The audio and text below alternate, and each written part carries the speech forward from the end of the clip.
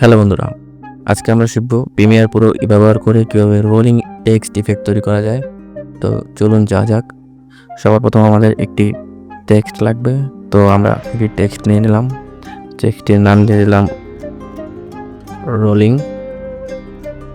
চলে যাব essential graphics, এখান থেকে রোলিং সিলেক্ট করব এবং অ্যালাইনমেন্টটা একটু মিডলে দিয়ে দেবো। একটি বোল্ড টেক্সট ইউজ করব। এটা আমাদের একটি বোল্ড টেক্সট আছে, তাই আমাদের আর টেক্সট চেঞ্জ করা লাগছে না। তো টেক্সটের লেন্থটা একটু বাড়িয়ে দেব, দেখতে পাচ্ছেন। এবার আমরা এই টেক্সটটিকে কপি করব এবং পরের লাইনে দিয়ে দেব। দেখতে পেলেন আনুমানিক 12 থেকে 13টা কপি করে নিয়েছি। এবার আমরা চলে আসবো টাইমলাইনে এবং সবার আগে আমরা টেক্সটটিকে সেন্টার লাইন করে নেব। তারপর আমরা চলে যাব ইফেক্ট অ্যান্ড কন্ট্রোলস, এখান থেকে আমরা চলে যাব অপাসিটি, এখান থেকে মার্কসটিকে সিলেক্ট করে দেব। এইরকমভাবে আমরা মার্কসটিকে সিলেক্ট করব যাতে আমাদের প্রথম টেক্সটটি দেখা যায় সুন্দর করে এবং বাকি যেই টেক্সটগুলো আছে এগুলো যেন না দেখা যায়। তো সেই ক্ষেত্রে আমরা এভাবে মাস্কিং করে নেব। দেখতে পেলেন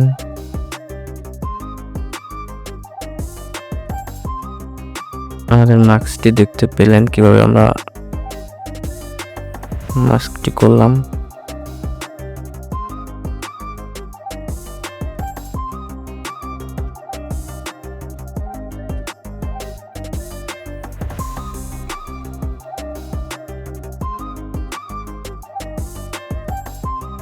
তো এ হলো আমাদের মাস্ক। এবার আমাদের একটি ইফেক্টের প্রয়োজন। ইফেক্টের জন্য আমরা চলে যাবো ইফেক্টে। এবার এখানে লিখবো আমরা ডিরেকশনাল ব্লার। এই যে চলে এসেছে ডিরেকশনাল ব্লার, এটাকে সরাসরি টেক্সটের উপরে অ্যাপ্লাই করব। এবার আমরা চলে যাব আবার ইফেক্ট অ্যান্ড কন্ট্রোলসে, এখান থেকে টেক্সটের সেক্টরটিকে ওপেন করে দেব এবং আমরা সবসময় ফার্স্ট ফ্রেমে থাকবো। এবার এই ফার্স্ট ফ্রেমে থাকা অবস্থায় আমরা ডিরেকশনাল ব্লারের যে ব্লার লেন্থ, এখানে একটি অ্যাঙ্কর পয়েন্ট সেট করব এবং ব্লার লেন্থ দিয়ে দেবো 12 এবং চলে যাব টেক্সটের যে পজিশন, এখানে একটি অ্যাঙ্কর পয়েন্ট সেট করব এবং টেক্সটটিকে আমরা উপরের দিকে নিয়ে যাব, একদম উপরের দিকে, এবং এইভাবে রাখবো যাতে টেক্সটটি না দেখা যায়, মাস্কের বাইরে থেকে। তো এখান থেকে আমরা চলে যাব 3 সেকেন্ড আগে।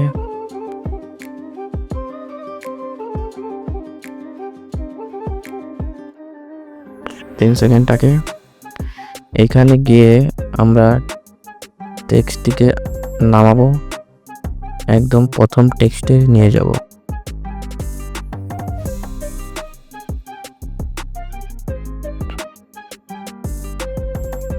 প্রথম টেক্সটটিকে একদম পারফেক্টভাবে আমরা রাখবো যেন কোনো অংশ কাটা না যায়। এবং আমরা ব্লারে চলে যাব।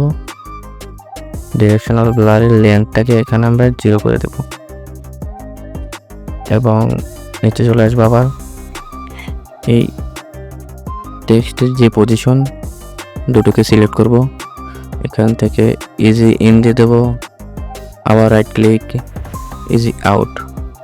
এবার আমরা এটাকে বের করব গ্রাফসে, দেখতে পাচ্ছেন গ্রাফ, এবং গ্রাফটাকে আমরা টেনে এভাবে দিয়ে দেব যাতে প্রথম দিকটা একটু স্পিড হয়, পরের দিকটা একটু স্পিডটা কম হয়। তো দেখতে পাচ্ছেন আমাদের ইফেক্ট রেডি। আজকের ভিডিওটা এই পর্যন্ত। আপনারা চাইলে আপনাদের ভিডিওতে এরকম সুন্দর সুন্দর ইফেক্ট অ্যাপ্লাই করতে পারেন আপনাদের ভিডিওকে আরও সুন্দরভাবে পরিবেশন করার জন্য। তো আজকের মতো এই পর্যন্তই, দেখা হবে পরের কোনো ভিডিওতে। সেই পর্যন্ত ভালো থাকবেন, ধন্যবাদ।